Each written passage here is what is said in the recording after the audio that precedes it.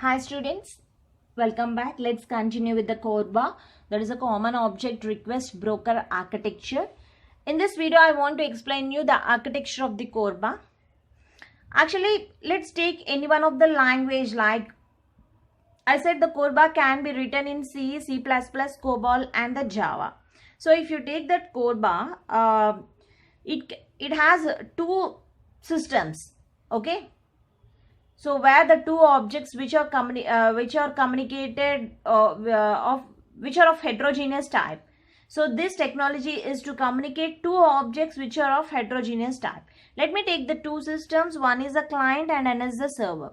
The object implementation will be taken at the server. Actually, the object implementation will be taken place at the server. Let's take, okay. So it can be a client. A communication will be done at the two clients, two servers, or client and the server, or the server and the client, whatever it may be. But here I'm just explaining that. Let me take client and another object implementation is taking place at this server.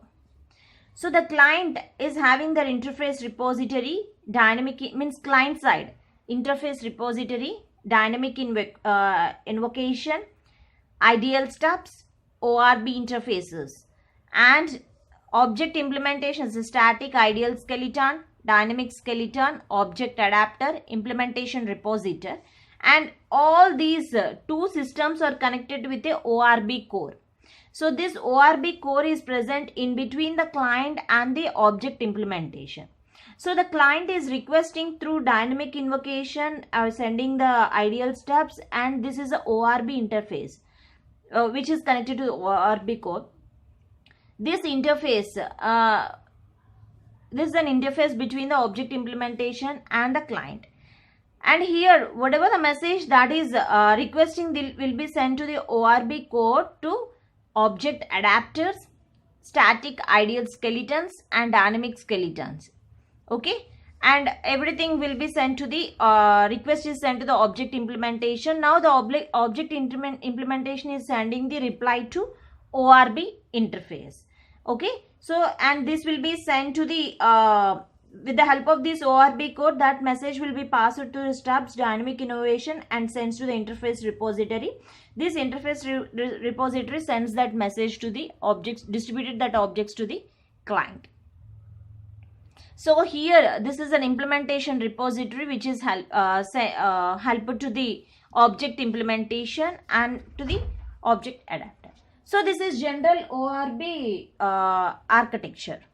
Okay. So I want to explain you how these different modules can work together.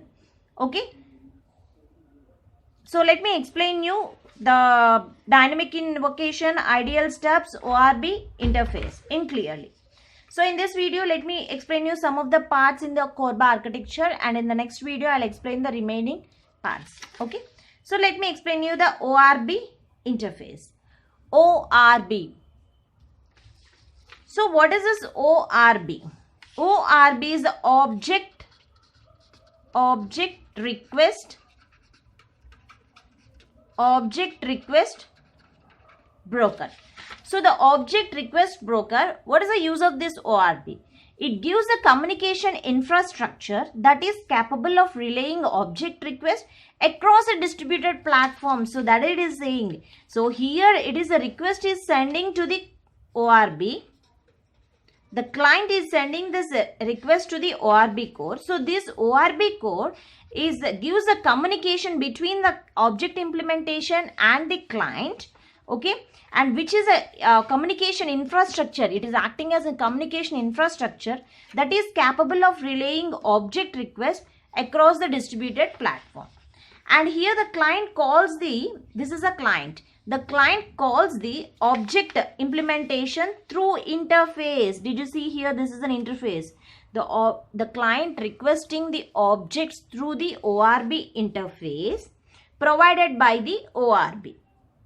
So what you had to sell, ORB is nothing but the object request broker, which is gives the communication interface that is capable of relaying object request across the distributed platform.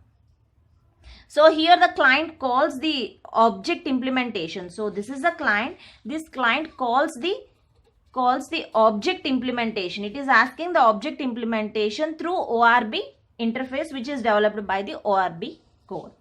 So what are the advantages of this ORB? It has a separate client and server implementation. Did you see here? This ORB has the separate client as well as the server implementation.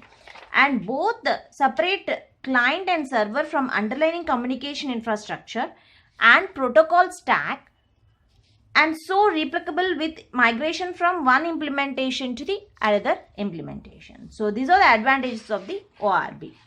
So let me explain you the interface definition language. What is this interface definition language? IDL. Okay. So let me continue this part in the next video. Thank you.